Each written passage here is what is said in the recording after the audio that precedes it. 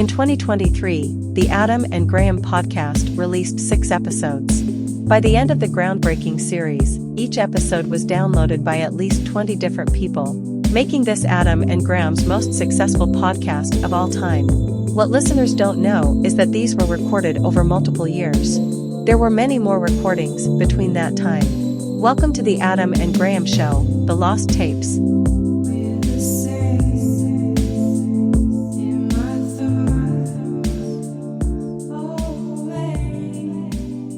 Hey Graham, guess what day it is? Monday, isn't it? Nope, it's 9/11 day. What day? 22 years ago, today, it was 9/11. Why are you bringing that up? You can't talk about that on the podcast. That's interesting, isn't it? 22 years ago today, 9/11. Oh, 83 years ago tomorrow, it was Pearl Harbor. Why are you bringing that up? Well, why are you bringing up 9/11?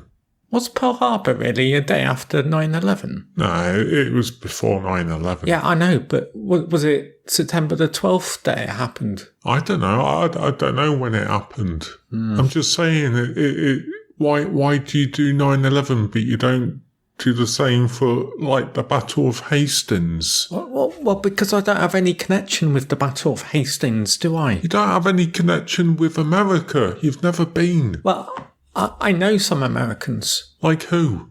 Like Tom Cruise. Yeah. Tom Hanks. Tom Hardy. You've never met them. Yeah, but I've watched the films, haven't I? I've even seen the towers in the movies. Before 9/11, you never watched a movie and thought, oh, look, those two towers. Yeah, I did. In Spider-Man, when he's webbed between the two towers. There's loads of movies where they're in the background. Yeah, but come on, like before 9/11, you never noticed those buildings. Yeah, I did. I'd always be like, hey, Mummy, look at that. It's the Twin Towers. Before 9/11? Yes. I even had a friend called Ross at school, and we had this list of the top 50 buildings. What was your number one building? I mean, it changed, but the Eiffel Tower was often number one. The Eiffel Tower isn't a building. Of course it is. A building's just something that was built. What? So, does that make a bridge a building? What? No, because a building's got to have windows and doors, doesn't it? The Eiffel Tower doesn't have doors and windows, does it? Yeah, the restaurant bit. Oh, come on. That's just a little bit of the tower, isn't it? It's a building of a tower. Right. Well, what position was the 9/11 building in your list? Ross never let me. He said it was absolutely ridiculous to enter two buildings as one. He gave me a mandate of either picking one or the other, and I just blankly refused to separate them. So the Twin Towers never made it onto that list. You really like buildings then? Yeah, and that's why every 9/11, I think, it's 9/11. Oh, I see. Whereas, Pearl Harbor, I don't even know what day the anniversary is. And not for 1 second am I saying that 9/11 is more devastating than Pearl Harbor or whatever.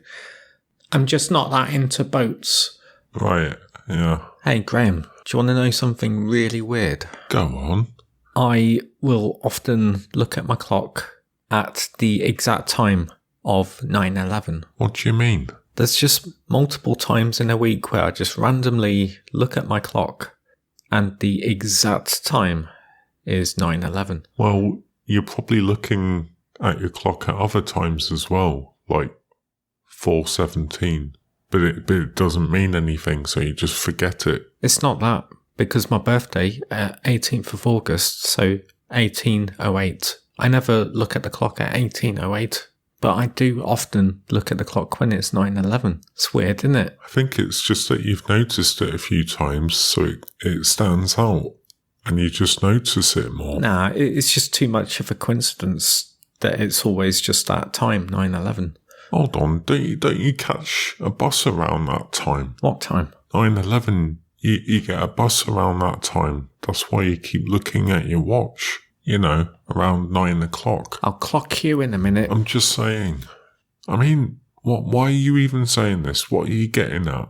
Do you think you have a superpower or something? I don't know. I just think it's the universe's way of saying, don't forget. Don't forget what? 9/11. It's fine, isn't it? You don't need reminding. All those TV stations, they put out those highlight shows, don't they, every year? Highlight shows? Yes, anniversary highlight shows. It's not highlights. It's just newfound footage sometimes and new interviews. Oh, why are we talking about this? We can't put this in the podcast, can we? Well, what do you want to talk about then? I don't know. Let's talk about something funny. Like what? You know, just the usual banter.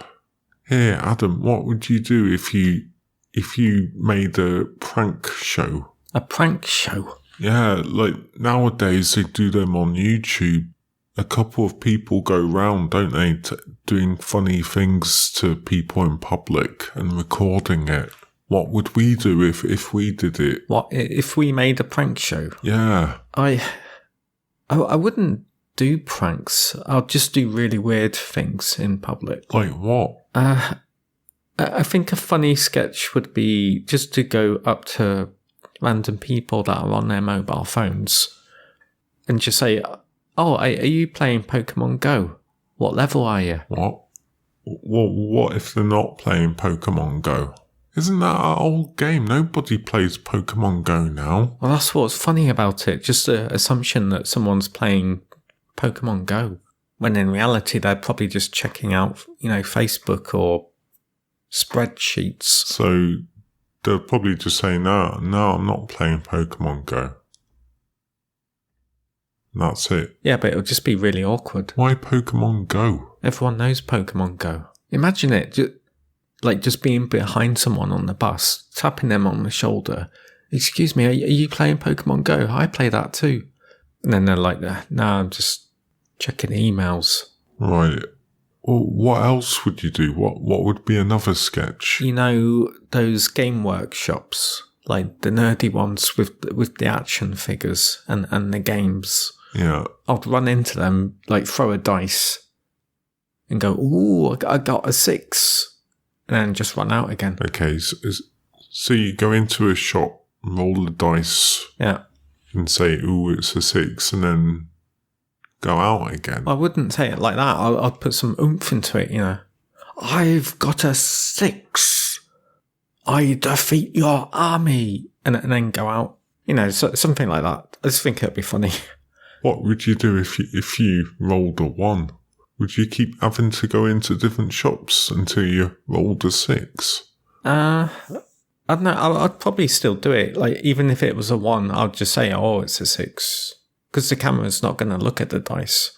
It's not going to zoom into the dice. Although that would be cool. But I'd give the camera person explicit orders to only zoom in on the dice face if it's a 6. Well, where would you be throwing the dice? I don't know, just on the floor. Well, the camera person would have to have extremely good vision to notice if the dice on the floor was a 6. Well, just roll the dice near the camera person. But you've just run through a door. The camera person will be behind you. I'll just get the camera person to run in front of me then. What if when you throw the dice it goes under the legs and goes past them? Well, then the camera person will just spin round and follow the dice. And then spin round again when you say, ooh, it's a 6. Oh, shut up, Kubrick.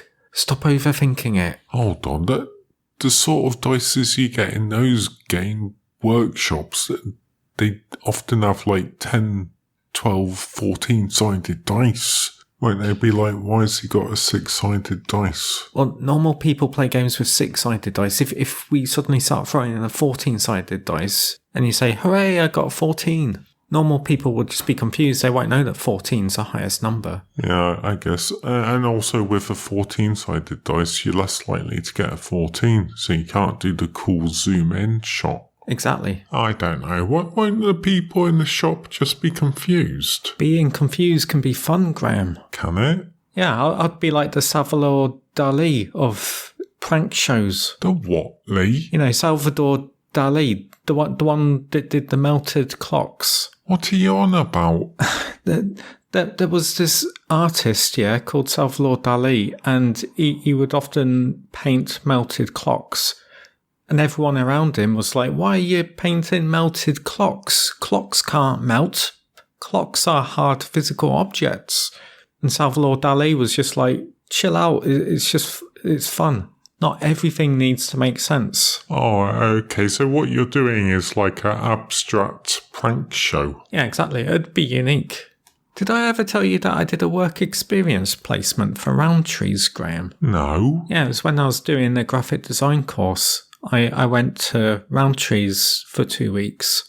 Roundtrees? Like the chocolate bar? Yeah, make chocolate. I was going there to help them make adverts. What's Roundtrees got to do with prank shows? Well, it's more about me being like Salvador Dali, but at Roundtrees. I don't understand. So I was assigned a task to storyboard an advert for Kit Kat. Nestle do Kit Kat now, but back then it was Roundtrees. Oh, okay. So what did you storyboard? So I just wanted to stand out and do something fun. And what I did was a panda playing a piano to Elton John's Candle in the Wind. And then, at the end it's like, have a break, have a Kit Kat. Oh, I don't remember that advert.